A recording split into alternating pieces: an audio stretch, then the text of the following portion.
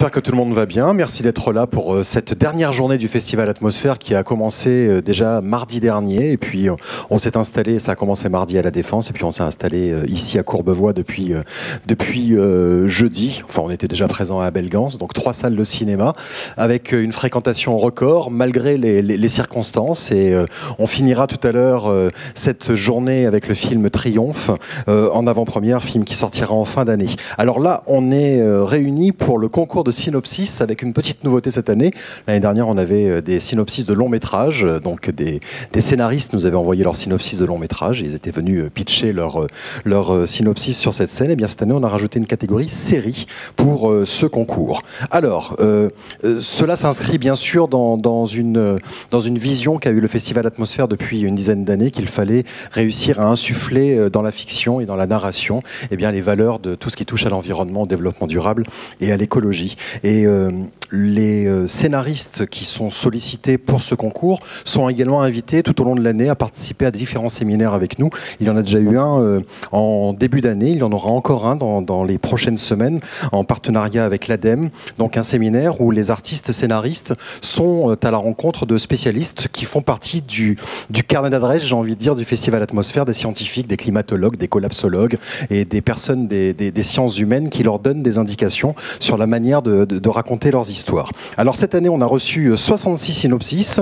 L'année dernière, le lauréat Omar Bekaled, avec son film L'Or Rouge, sera présent tout à l'heure. Et je voulais juste vous dire que Bonne Pioche, qui fait partie de nos partenaires, et Yves Darondeau, qui est avec nous, qui fait partie du jury, est en train de développer ce long métrage. Et on espère qu'il verra le jour prochainement, dans quelques mois ou... Oui, quelques mois peut-être. On verra tout à l'heure, on en parlera. En tout cas, c'est pour vous dire qu'on est dans des choses concrètes ici, dans ce festival. À l'issue de cette séance de pitch, on aura en avant-première le film de Nicolas Vanier, Poli, avec Julie Gaillet. Et Julie Gaillet, qui est notre présidente du jury pour ce concours de synopsis. Merci de nous avoir rejoints dans cette aventure. Je vous présente les autres membres du jury. Valérie Martin de l'ADEME, donc partenaire fondateur de ce concours de synopsis. En fait, on va les applaudir, parce que là, j'ai l'impression d'être tout seul.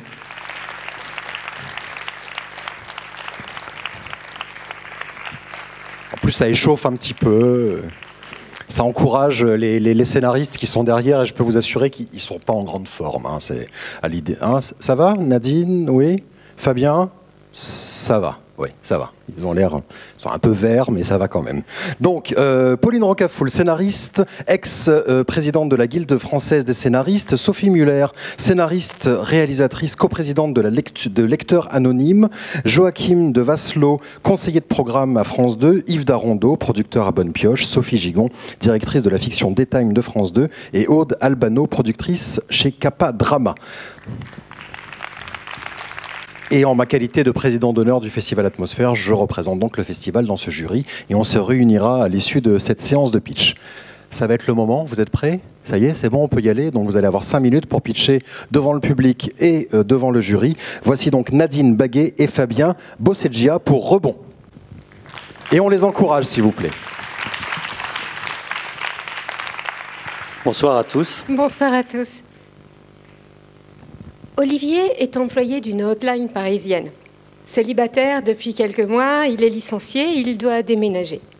Sans qu'il s'y attende, il hérite d'un café-épicerie en Savoie dans un petit bourg rural.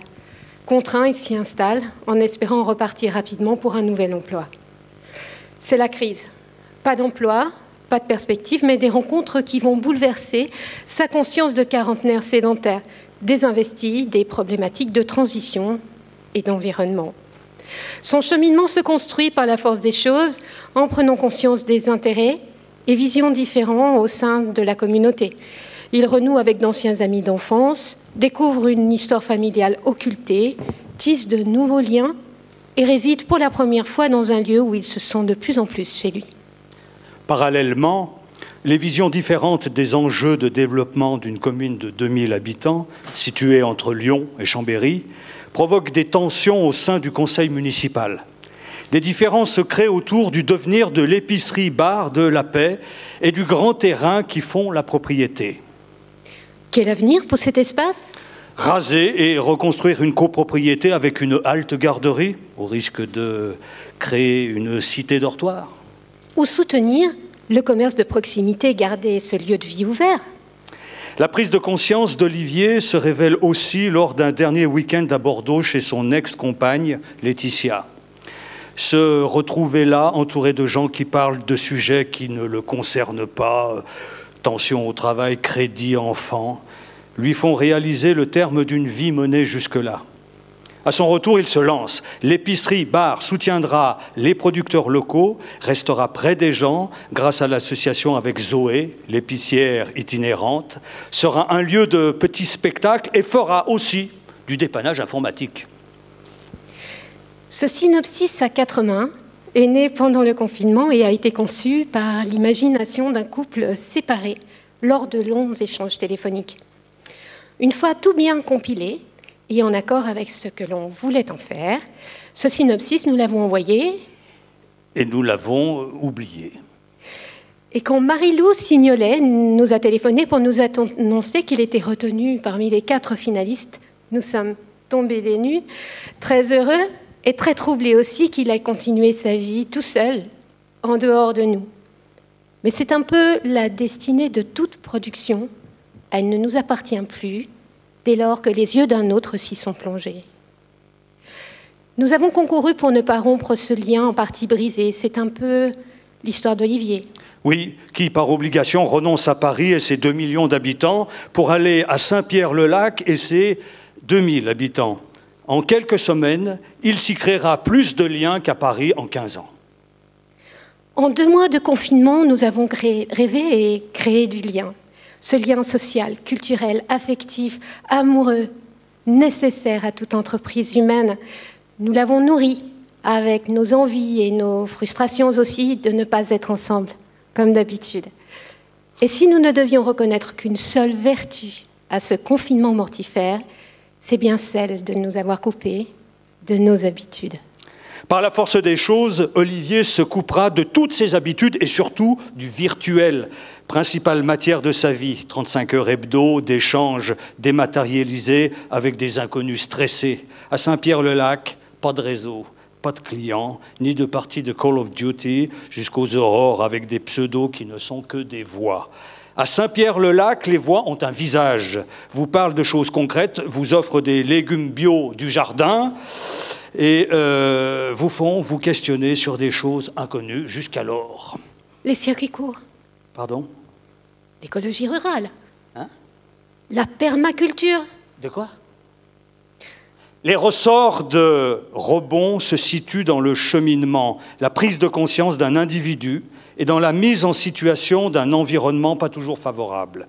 Le dicton « si tu veux, tu peux » n'est pas si simple. Pour pouvoir, il faut encore que les circonstances s'y prêtent, que les rencontres disposent d'un écho et que les esprits soient prêts à revoir les routines anesthésiantes.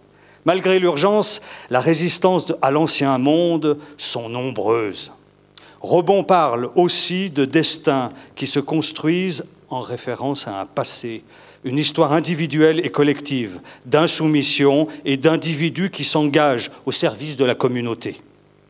Enfin, Rebond est un film sur la transition qui ouvre la perspective à des personnes de devenir des gens conscients, responsables et acteurs de leur destinée.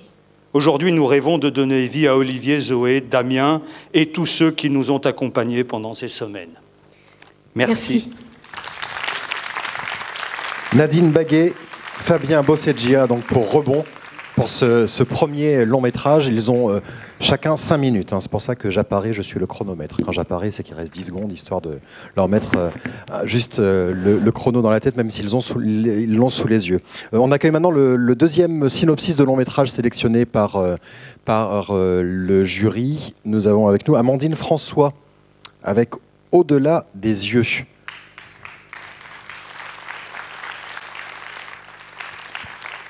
Bonjour Amandine. Bonjour. Comment ça va? Ça ira mieux après. D'accord, très bien. Je reste, je m'en vais, je fais quoi? Comme vous voulez. Ah bah non, mais moi je suis là pour vous faire plaisir. Okay. Je m'en vais, ok d'accord, très bien. Ouais, j'ai compris. Je suis pas loin. Ok. Donc mon projet, c'est un long métrage d'animation qui s'intitule Au-delà des yeux et qui parle du deuil et de l'éveil spirituel. Adam est un petit garçon assez particulier, puisqu'il est beaucoup plus proche de la nature que des humains. Et donc, il a beaucoup de mal à entrer en communication avec le monde extérieur et préfère rester dans sa bulle. À l'école, il est un peu la tête de turc de tout le monde parce qu'il est très intelligent, surtout de Lucas et sa bande. Et à la maison, ses parents sont souvent absents parce qu'ils travaillent trop. Du coup, Adam a trouvé du réconfort auprès de son grand-père Lucien, chez qui il passe toutes les fins d'après-midi et les week-ends. Et ils ont créé un lien fusionnel. Il adore aller chez son grand-père, puisque lui, avec ses parents, ils habitent un appartement froid, sans âme, sans plantes, avec que des meubles Ikea. Alors que son grand-père, il habite dans une vieille maison, une vieille bicoque vétuste, en bois, dont l'intérieur ressemble à un cabinet de curiosité et l'extérieur à un jardin d'Éden. Mais surtout, Adam est persuadé que son grand-père est magicien.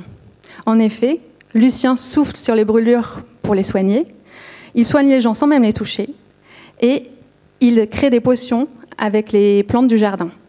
Et pour cela, Adam l'admire énormément. Et Lucien lui a même promis qu'un jour, il lui livrerait ses secrets de magie.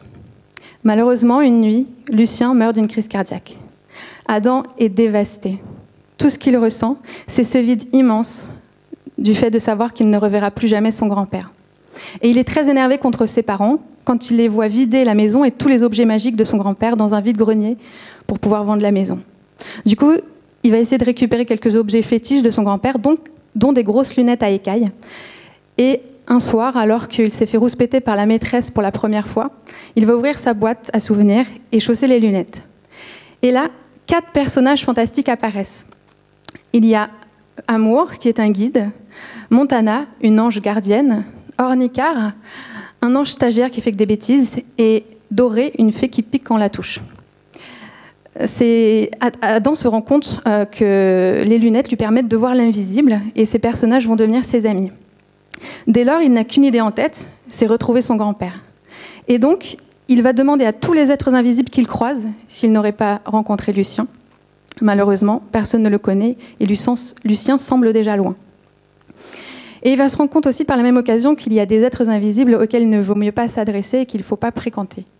Par exemple, les défunts trop tourmentés, une ombre qui ne cesse de le pourchasser et un monstre qui a élu domicile dans son placard. Très vite, Adam devient accro à ses lunettes et il va même les porter à l'école. Donc forcément, il va passer pour un fou.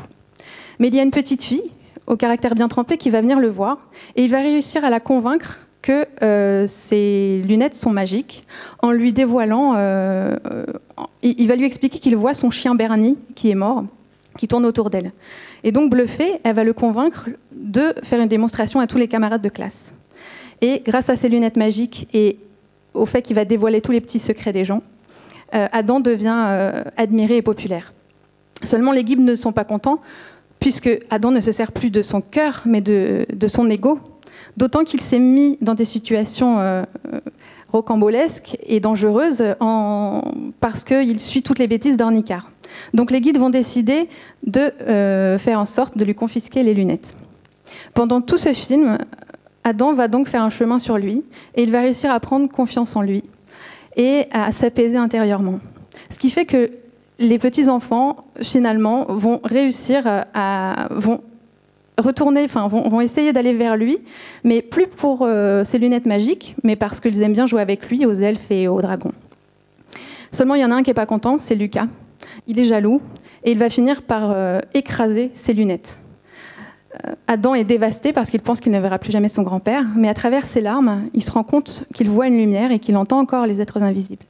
Et son grand-père approche enfin, lui disant qu'il ne serait jamais parti sans lui dire au revoir.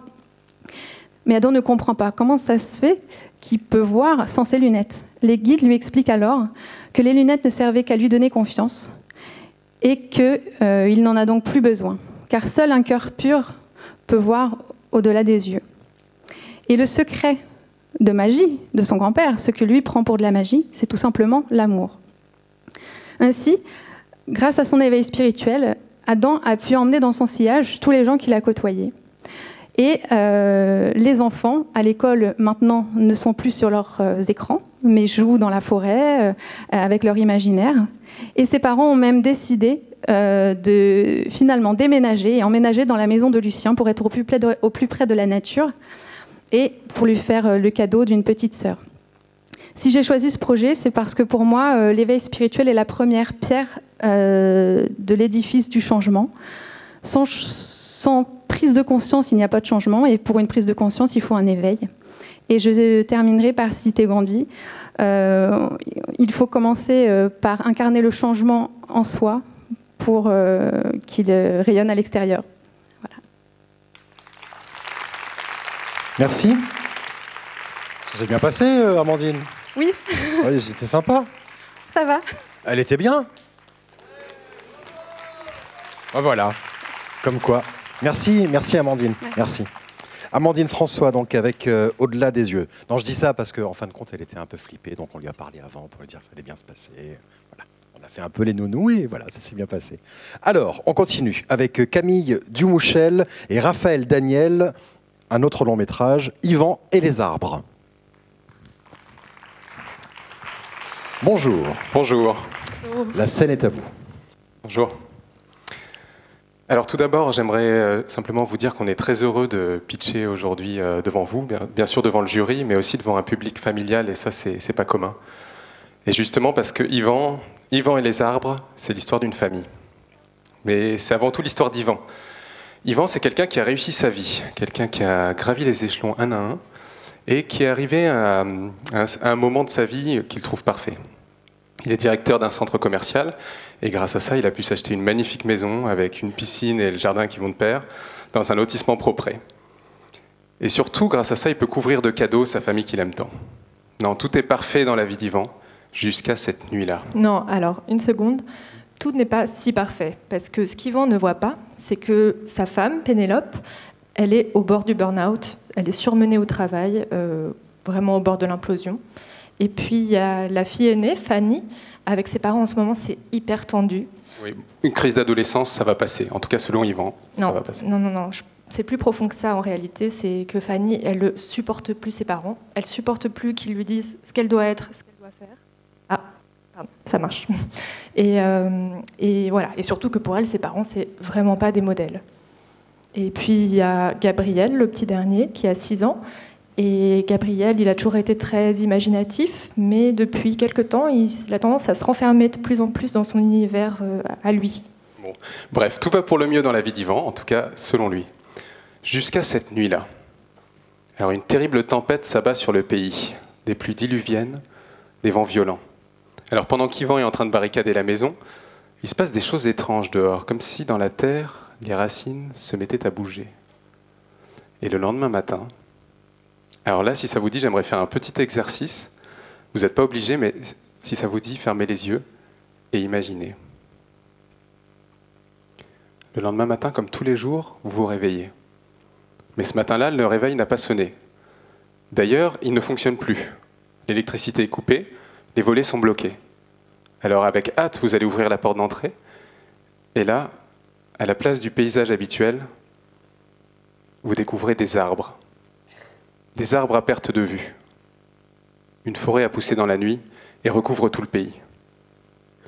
Alors je ne sais pas comment vous réagiriez, mais... Vous pouvez ouvrir les yeux. J'imagine, vous les enfants, vous courez, vous allez construire des cabanes, jouer à l'Indien, c'est ce que fait Gabriel.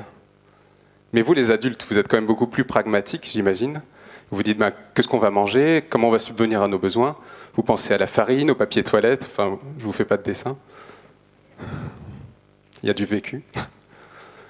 Et donc à ce moment-là, Yvan, ça va très vite dans sa tête. C'est simple, le centre commercial n'est pas très loin, il suffit d'y aller et il y aura des réserves jusqu'à ce que les choses reviennent à la normale, des réserves quasi illimitées. Sauf que les routes sont impraticables et la forêt infranchissable. Donc, c'est simple, son idée, créer une véritable armée de bûcherons avec les voisins et recréer un chemin jusqu'au centre commercial, tente à abattre tous les arbres qui se trouvent sur son chemin. Et il se met en marche. Direction le centre commercial.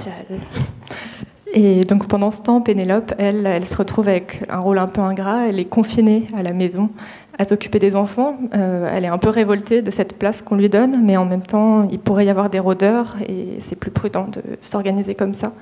Et puis il y a alors Fanny, elle de son côté, elle ne croit pas du tout au plan de son père. Dès le début, elle le trouve absurde. Elle se dit, après tout, cette forêt, il faudrait peut-être apprendre à vivre avec. Il faudrait profiter de ses ressources. On pourrait atteindre une forme d'autosuffisance. Et petit à petit, l'aînée chemine et elle va s'installer au bord d'une rivière. Elle crée un village. Des gens la rejoignent et il y a même, au bout d'un moment, des bûcherons d'Ivan qui viennent rejoindre le village. Et alors là, pour Fanny, c'est la victoire absolue sur son père, c'est une revanche qu'elle prend. Oui, mais pour Yvan, c'est une terrible trahison. Et vous imaginez sa propre fille qui vient lui mettre des bâtons dans les roues. Et en plus, Pénélope qui se met à douter. Alors, bien sûr, il se moque du projet de sa fille. Il dit, bon, on va quand même pas aller vivre comme des Amish à la lampe à huile. Alors que de l'autre côté de la forêt, et pas plus très loin, il y a ce centre commercial. Bon, ce qu'il ne dit pas, Yvan, c'est qu'il a peur. Peur de l'hiver qui arrive, peur du froid, peur des maladies. Parce qu'il se l'est juré, et là ça devient complètement obsessionnel, qu'il mettrait sa famille à l'abri. Mais la question c'est, à l'abri de quoi? Et surtout à l'abri de qui? Voilà, donc Yvan les arbres, c'est un film qui questionne notre rapport au vivant et à la nature. Et surtout à notre propre nature, à quel point les normes sociales et les conditionnements nous font agir d'une certaine façon, et qui ne sont pas forcément les plus adaptés face à un monde qui, comme on le sait, est en train de changer. Voilà, merci beaucoup. Merci. Merci Camille Dumouchel et Raphaël Daniel donc pour ce 3e long métrage, Yvan et les arbres. Dernier synopsis sélectionné dans la catégorie long métrage, Silver Petit avec La baleine. Bonjour Silver. Bonjour. À vous de jouer. Bonjour à tous. Alors, moi, je vais commencer à vous raconter l'histoire du projet à son origine. Ça a commencé en 2003, où je suis tombé sur une petite revue qui s'occupait de l'ethnographie des tempêtes dans le sud de la France, en Méditerranée.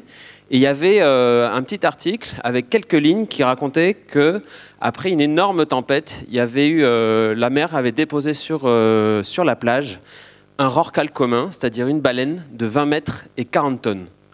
Et ce qui était écrit en dessous, c'est qu'il y avait un petit couple de vignerons qui habitaient juste à côté dans le village, qui étaient partis avec le tracteur, la benne à vendange, 3 couteaux de cuisine et le hachoir du pressoir, et qui se sont lancés dans la folle idée de découper la baleine. Ils ont mis 7 jours et de ramener petit à petit les ossements pour reconstituer le squelette dans la cave. Alors moi, je tombe sur cette espèce de petite histoire.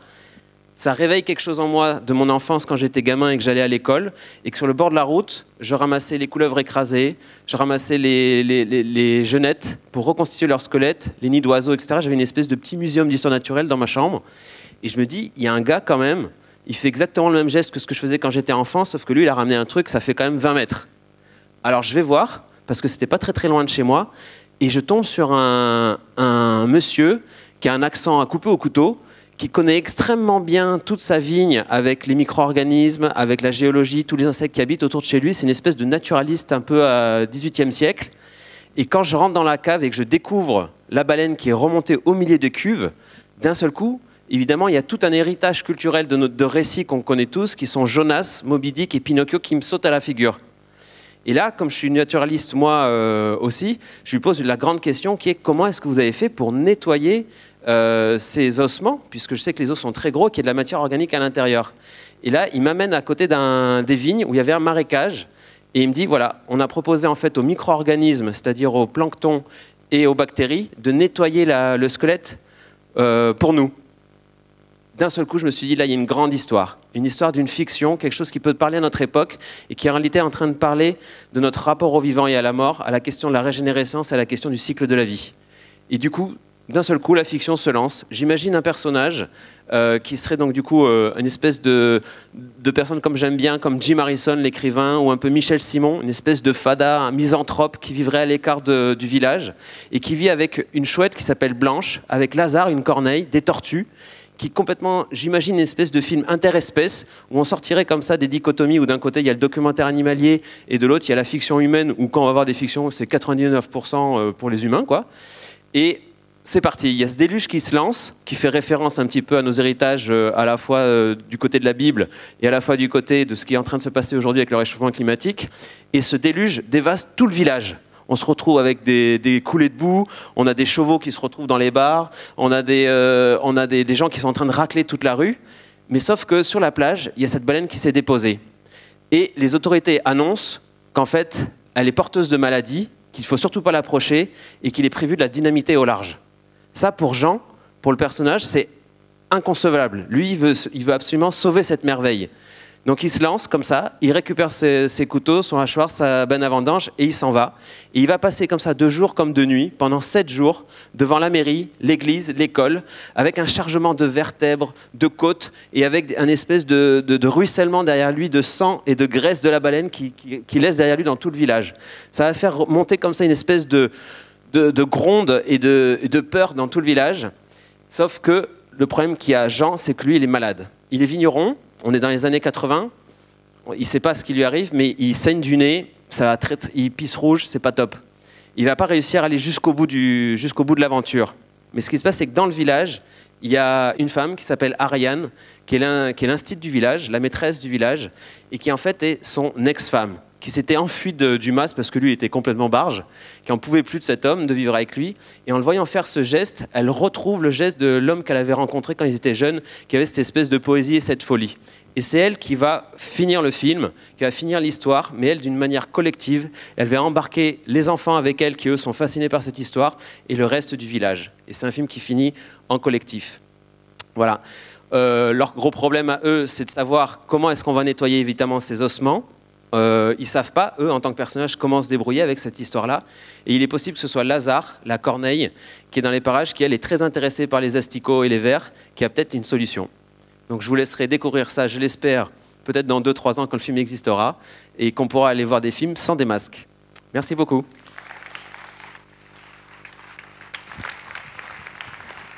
Voilà donc Silver Petit pour ce 4e et dernier long métrage de la sélection avec La Baleine. On passe maintenant à la catégorie série pour ses pitchs. Julien Paolini avec African Race. Bonjour Julien. Votre micro va marcher dans un instant, vous allez voir. A priori, il marche. Ça y est, il fonctionne. Formidable. Bonjour à tous. Mon projet s'appelle African Race. C'est une série d'anticipation et d'aventure. 8 épisodes de 30 minutes. Voilà, je l'ai coécrite avec un auteur-réalisateur génial qui s'appelle Jean-Luc Herbelot, qui est actuellement en montage à Dakar. Les enfants, vous savez où c'est, Dakar? Parce qu'on m'a dit que les enfants dormaient un peu, donc Dakar au Sénégal, du coup il n'est pas avec nous, voilà, donc je représente notre binôme. African Race, tout est parti d'un court-métrage du même nom que je suis parti tourner il y a pas mal d'années à Ouagadougou. Vous savez où c'est, Ouagadougou? Au Burkina, bien joué. C'était pas un enfant par contre. Donc oui, que je suis parti tourner tout seul avec très peu de moyens, dans une période où en tant que réalisateur, je tournais des gros films avec des grosses équipes, des gros moyens, des partenaires, et là tout d'un coup, je pars tout seul avec un appareil photo à Ouagadougou et je fais un film qui, parce qu'il avait été fait de façon très spontanée, sans scénario, avec cette énergie et tous les talents, la lumière, les décors de l'Afrique, devient le court-métrage le plus diffusé, qui fait 4 chaînes de télé, 100 festivals dans le monde, des prix, des musées en Allemagne, et du coup je me dis mais pourquoi ce film-là? Qu'est-ce qu'il avait de plus que les autres? Et je me rends compte que tous les courts-métrages que j'avais faits qui voulaient transmettre quelque chose, une réflexion sur le monde, une vision comme ça de notre société, finalement avaient moins d'impact que quand, de façon très simple et de façon non misérabiliste, on choisissait de présenter l'Afrique, non pas pour ses dysfonctionnements, pas pour ses problèmes, mais pour sa beauté, pour ses talents et pour son humanité. Et voilà, fort de cette expérience, avec Jean-Luc, on a développé ce projet qui a cette volonté de faire du cinéma grand public, de faire du cinéma de genre, du cinéma spectaculaire, qui du coup peut faire passer ce message de façon simple. Et le court-métrage avait eu cet effet que les jeunes au Burkina se le partageaient sur leur téléphone et se voyaient eux-mêmes représentés finalement comme ils ne l'avaient pas vu auparavant. Parce que la fiction focalise souvent autour de l'Afrique sur ses dysfonctionnements. Et donc ça a été le point de départ d'African Race, qui est du coup une série qui parle d'un monde, d'une dystopie. On appelle ça dystopie, les enfants, quand on raconte un autre monde, un autre futur, mais qui n'est pas le nôtre, mais qui pourrait l'être. Et donc c'est une dystopie sur un Occident qui, à cause de cataclysmes naturels, est rentré en pénurie d'eau et qui s'est réfugié dans un nouveau continent africain, où cette population mondiale, comme ça, s'est regroupée dans d'immenses villages sous l'autorité d'une capitale, Canor. Et du coup, ce grand melting pot, dans ce nouveau continent africain, cohabite. l'Afrique, qui avait des ressources, des nappes phréatiques, est devenu un acteur économique mondial, a pu utiliser ces ressources et du coup a pris cette place au niveau mondial. Dans ce contexte-là, il y a un milliardaire un peu excentrique qui décide de réorganiser une grande course qui s'appelle l'African Race, qui était réservée aux mineurs. Dans notre monde, les enfants sont endurcis, ils sont indépendants, ils ont le droit de travailler. Et donc cette course-là, un peu dangereuse, elle est réservée aux mineurs. Et ce milliardaire décide d'offrir 60 000 litres d'eau aux gagnants, à l'écurie gagnante de cette course.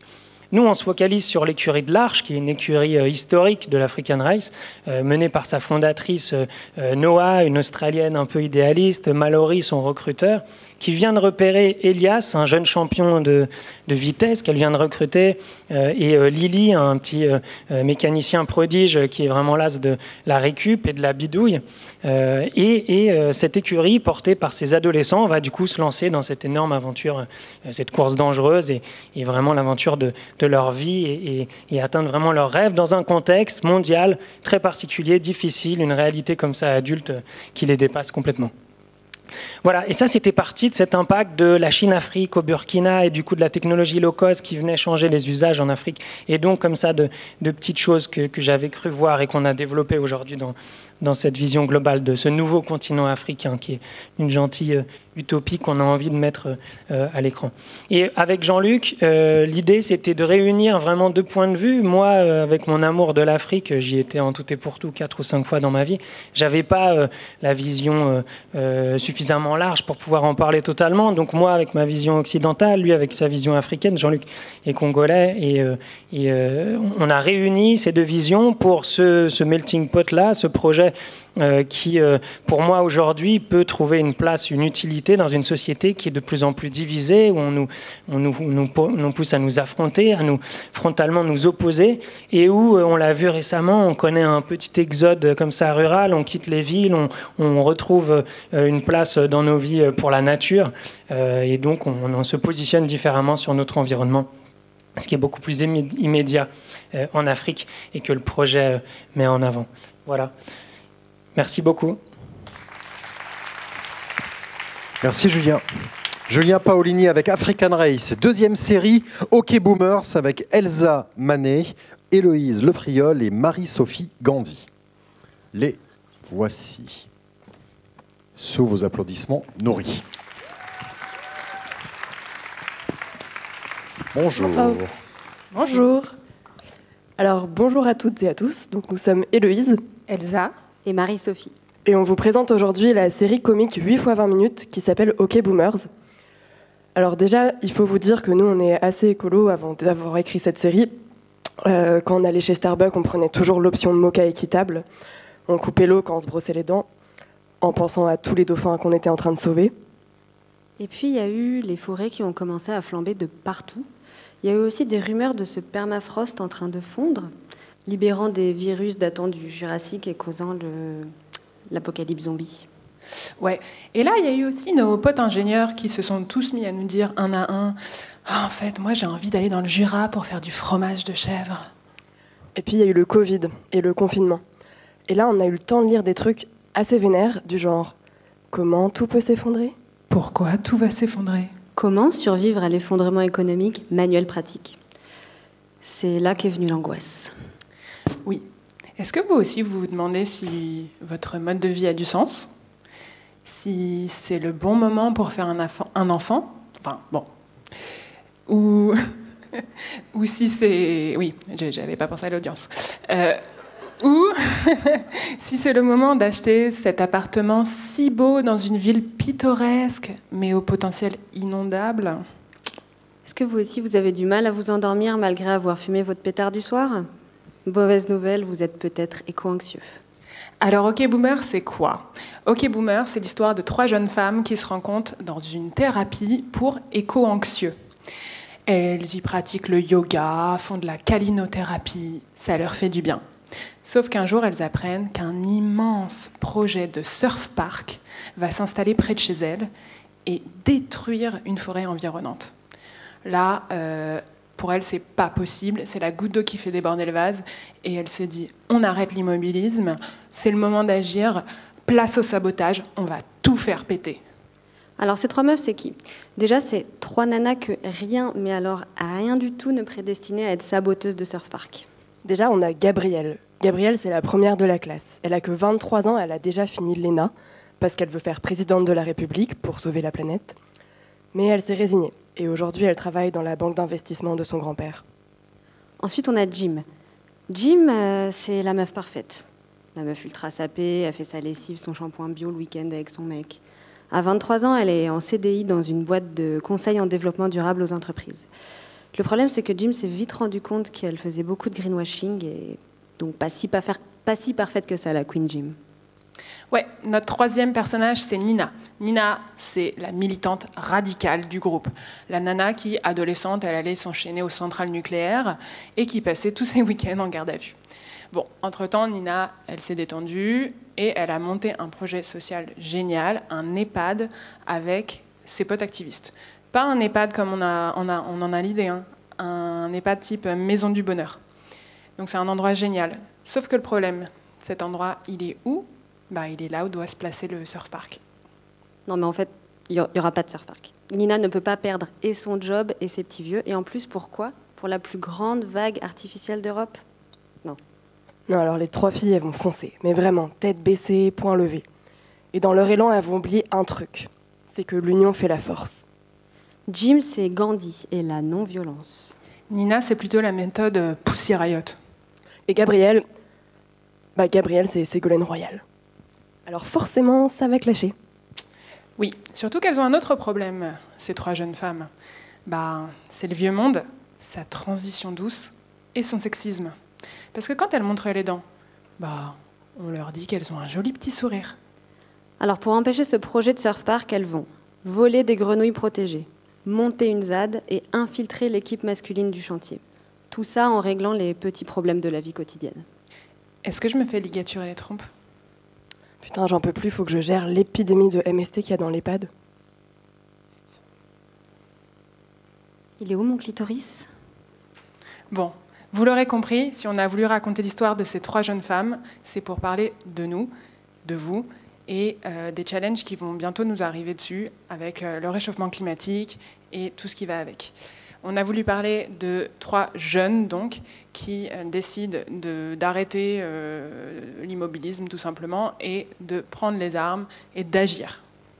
D'ailleurs, s'il y en a parmi vous dans la salle que ça intéresse de savoir comment on sabote une pelleteuse ou on détourne des fonds, vous pouvez venir nous voir à la fin, on sera là. Chaque petit geste compte. Merci de nous avoir écoutés. Merci au Festival Atmosphère. Merci. Merci les jeunes.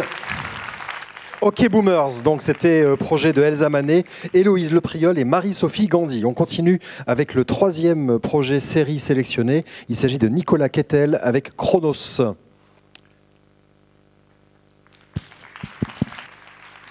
Bonjour Nicolas. Bonjour. À vous de jouer. Bonjour à tous. Donc je suis Nicolas Kettel et je viens vous présenter mon projet de série qui s'intitule Chronos.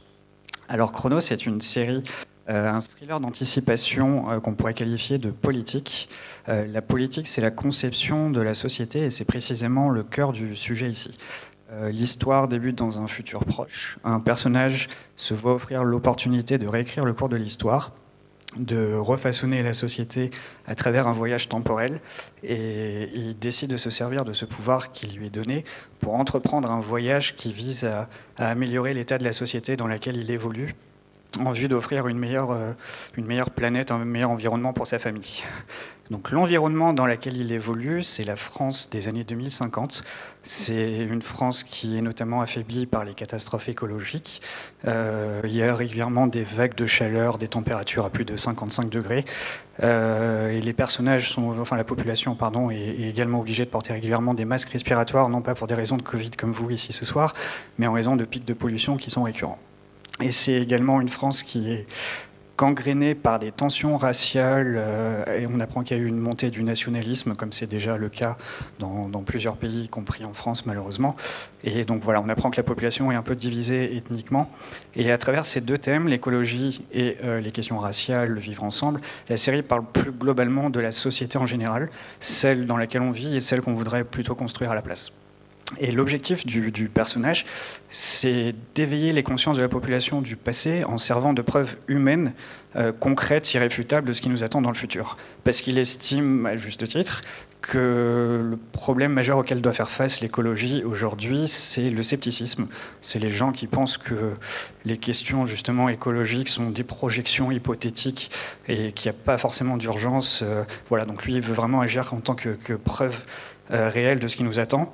Et la série parle à travers ses intentions de l'écologie, non pas à travers les actions qu'on pourrait faire au quotidien pour améliorer la planète, mais plutôt sous l'angle de la cause, du combat nécessaire, de l'engagement, parce que c'est de là que viennent tous les changements. Et la série dit d'ailleurs que les changements sont possibles si on décide d'agir.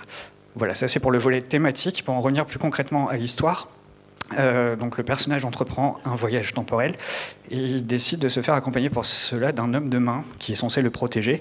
Et le jour du voyage, il y a quelque chose qui se produit, le personnage meurt et seul l'homme de main est envoyé dans le passé.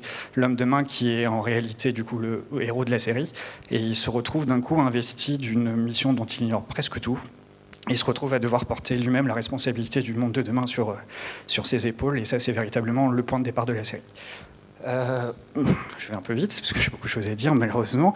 Donc là où ça devient plus intéressant encore, c'est que le personnage va se rendre compte qu'il est traqué par les autorités, qu'il est considéré comme l'ennemi public numéro 1, qu'il est l'homme le plus recherché de France, et pour des raisons que je n'ai pas le temps d'expliquer dans le temps imparti, il va également se rendre compte que le fonctionnement des voyages temporels est plus complexe que ce qu'il pensait, et qu'il existe du coup une autre version de lui-même dans le passé, une version plus âgée, qui est habité par les mêmes motivations, la même mission, et qui a décidé du coup, pour changer la société, de se lancer dans la politique, et qui aujourd'hui le candidat favori aux élections présidentielles de 2022, parce que la série se passe dans l'entre-deux tours des élections présidentielles de 2022. Et il va se rendre compte qu'en fait, il a une opposition idéologique avec son autre lui, qui a été amené à changer avec le temps, à voir les choses différemment. Et en fait, la conception de la société, qui est la base de départ du voyage temporel, va continuer à traverser l'ensemble de la série et va amener à l'opposition idéologique entre les deux, puis du coup à la guerre d'opposition, à la lutte entre ces personnages. Parce que la série, à partir de là, devient une série sur la résistance, avec des histoires de chasse à l'homme, du suspense, des rebondissements, des retournements de situation, parce qu'il faut que, j'ai envie de faire une série aussi divertissante, parce qu'il ne faut pas oublier que ça reste une série avant tout qu'on a envie de binge-watcher, qui doit rendre le public accro. Donc voilà, il y a aussi tout un volet émotionnel avec une belle galerie de personnages, des retrouvailles familiales, des histoires d'amour. Et donc voilà, à côté de ce côté divertissant, j'ai vraiment envie que la série ait un propos intelligent, et je trouve qu'on peut très bien marier les deux, le côté divertissant et le côté intelligent. Et je trouve d'ailleurs, en tant que spectateur, que les messages sont plus forts quand ils ne sont pas dits de manière trop didactique, trop moralisateur, parce que personne aime qu'on leur dise ce qu'il faut faire. Donc je préfère qu'on se reconnaisse dans les motivations d'un personnage et qu'on se rattache à sa cause de façon naturelle. Donc de la même manière dont le personnage a envie d'éveiller les consciences de la population du passé, j'ai envie que le spectateur se rattache à la cause que défend le personnage, et du coup ait envie de porter un regard différent sur les questions écologiques. Et voilà. Donc je vous remercie de m'avoir écouté. C'était un petit peu rapide, mais c'est très bien. Je vous souhaite une bonne fin d'après-midi à tous. Et voilà, bonne chance à tous les projets. Merci. Merci Nicolas Quettel avec Chronos. Et enfin, dernier pitch dans cette catégorie série, Philippe Enola avec Green Power. Bonjour Philippe. Le projet s'appelle donc Green Power, le pouvoir vert. Construire des habitations écologiques à coût modéré, dans des lieux défavorisés, par impression 3D à base de matériaux naturels, déjà ça paraît audacieux. Et le faire en Guyane, dans une petite ville en bord de jungle, ça peut sembler même utopique. C'est pourtant ce que veut Marie-Jeanne, 30 ans et un sacré caractère. Depuis 5 ans, elle se bat pour la cause écologique au Parlement européen. Mais face aux lobbies, aux dissensions internes, elle en a marre. Elle décide donc de s'investir dans ce projet plus concret et tellement utile. Parce que la situation en Guyane pourrait se résumer à un proverbe local qui dit « La fusée décolle, mais la Guyane reste au sol ». Sur ce territoire se côtoient en effet la plus haute technologie, la fusée Ariane, et la plus grande pauvreté. Ce serait bien que ça change. Marie-Jeanne revient donc s'installer sur sa terre natale, qu'elle a quittée 15 ans auparavant. Et là, les ennuis commencent vraiment. Il y a la population, déjà, qui est peu sensibilisée aux enjeux écologiques. Quand on a été habitué à utiliser des groupes électrogènes faute d'infrastructures suffisantes, ça peut se comprendre. Il y a les règles, les normes parfois aberrantes ou inappropriées au contexte local. Il y a la misogynie aussi, qui interdirait à une femme d'être un leader et plus brillante que les hommes. Cependant, elle sait convaincre, Marie-Jeanne. Un ingénieur déjà assez brillant, mais qui passe un petit peu trop de temps à jouer avec l'imprimante 3D. Un architecte bienveillant, mais qui tombe amoureux d'elle alors que ce n'est pas réciproque. Un financier aussi spécialisé dans les investissements écologiques, mais qui attend aussi de la rentabilité et rapidement. On le voit, niveau projet, ce n'est pas gagné. Et niveau personnel, ce n'est pas beaucoup mieux.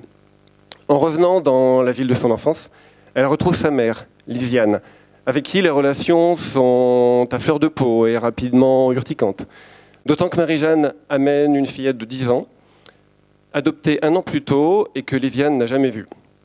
Heureusement, il y a Marguerite, la jeune sœur de Marie-Jeanne, qui essaie d'éviter les conflits par tous les moyens. Diplomatie, humour, flatterie, mensonge. On la sent, la famille dysfonctionnelle ? Malgré ce contexte compliqué, Marie-Jeanne ne lâche rien et tant bien que mal, le projet avance au point de faire parler de lui et d'attirer l'attention d'un homme. Il s'appelle Innocent. Oui, là-bas, les prénoms sont parfois singuliers. Innocent, donc, qui porte très mal son nom. C'est un escroc opportuniste et accessoirement l'ex-petite copain de Marie-Jeanne avant qu'elle ne parte en métropole. Il verrait bien la reconquérir, en particulier pour tous les avantages qu'il pourra en tirer. Mais pour Marie-Jeanne, il n'en est pas question. D'abord parce qu'elle est attirée par une jeune amérindienne, Rosina, une ardente défenseuse de la jungle qu'elle connaît de façon encyclopédique. On la surnomme même Rosipédia, c'est dire. Ensuite, parce que cet innocent est lié à un lourd secret qui, s'il était révélé, plongerait la famille encore plus dans le chaos. Si, c'est possible. Malgré tout cela, à force d'acharnement, une première habitation est sur le point de sortir de terre. Et là, Marie-Jeanne découvre que l'investisseur, en fait, tire ses fonds d'industrie polluante derrière des montages opaques. Lisiane le savait et n'a rien dit à sa fille.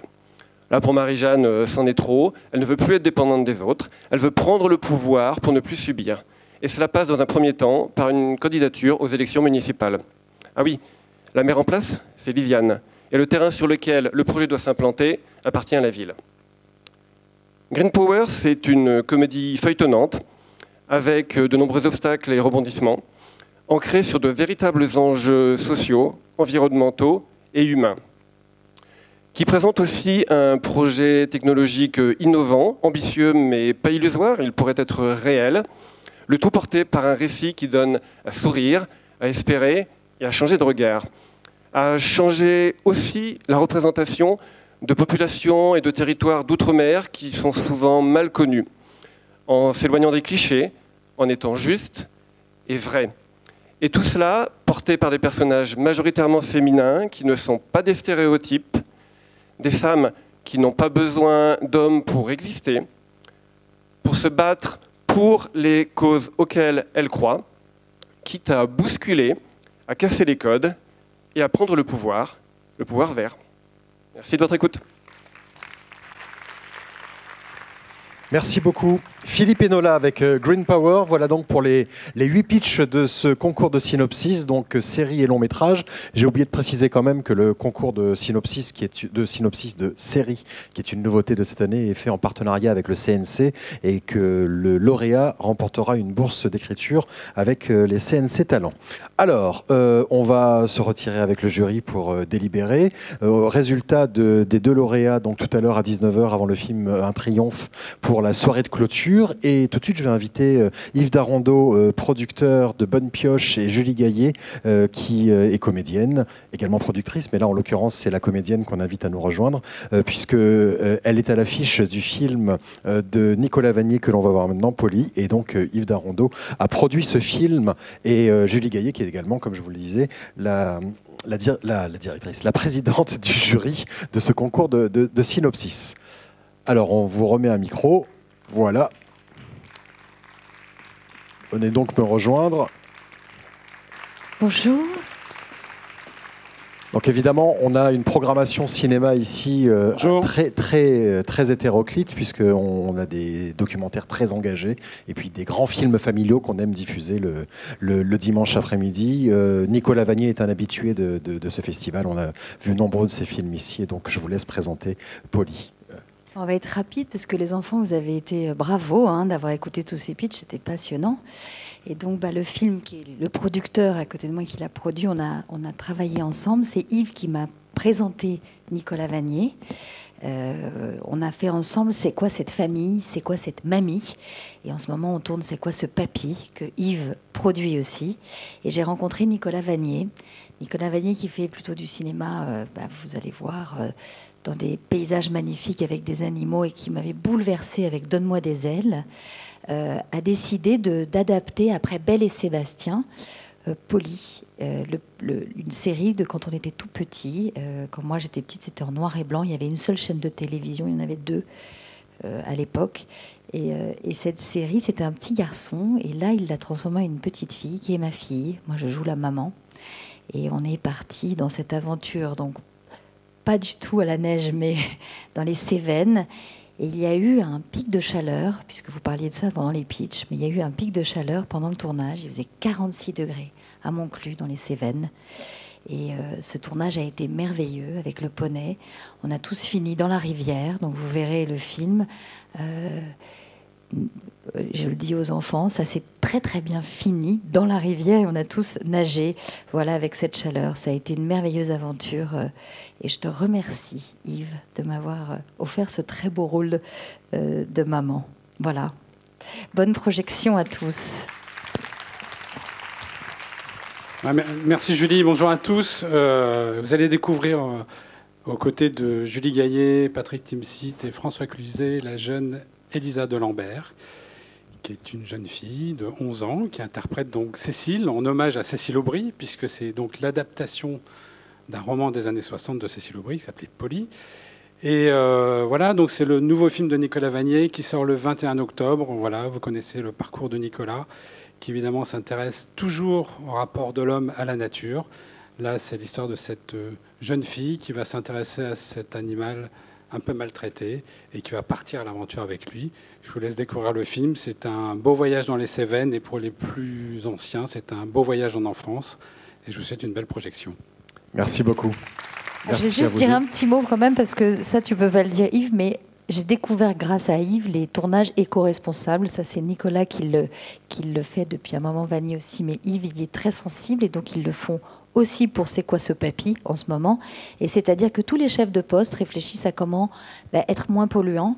Et alors je dois avouer que moi qui ne connaissais pas ça, c'est extrêmement intéressant de voir que c'est à chacun de réfléchir. Alors moi, la costumière se dit je vais faire peut-être moins de lessive autrement. La cantine qui va utiliser des produits locaux, qui va être local et bio. Ça veut dire le chef machinot dire tiens, je vais peut-être prendre un groupe moins polluant. C'est à chacun, au chef décorateur de prendre des décors qui puissent être recyclables. Et c'est à nous tous de réfléchir, d'avoir des gourdes et plus des bouteilles d'eau. Alors évidemment, Patrick Timsit l'avait perdu au bout de 2 heures, sa gourde. Mais voilà, c'est un tournage où on est nous-mêmes très conscients de ce qu'on fait. Et depuis, j'ai du mal à être sur d'autres tournages. Il faut que je te le dise aussi, Yves, parce qu'en ce moment, je suis en tournage, il y a des bouteilles d'eau partout. Je dis, mais ça ne va pas. Donc, je te remercie et bravo. Bravo à Bonne Pioche. Voilà, bonne projection. Merci à vous. Et il y a des gourdes qui vous attendent pour les délibérations. Elles sont prévues avec un petit gaffeur avec vos noms. L'occasion aussi de remercier publiquement Bonne Pioche et Yves Darondeau, qui sont des fidèles soutiens du Festival Atmosphère. On est une toute petite équipe à faire ce festival. Et je peux vous dire qu'on a besoin de ce genre de soutien et il y a une poignée de personnes qui nous accompagnent et Bonne Pioche fait partie de cela. Ils sont là vraiment tous les ans. Je vous souhaite une bonne projection et à tout à l'heure. Merci.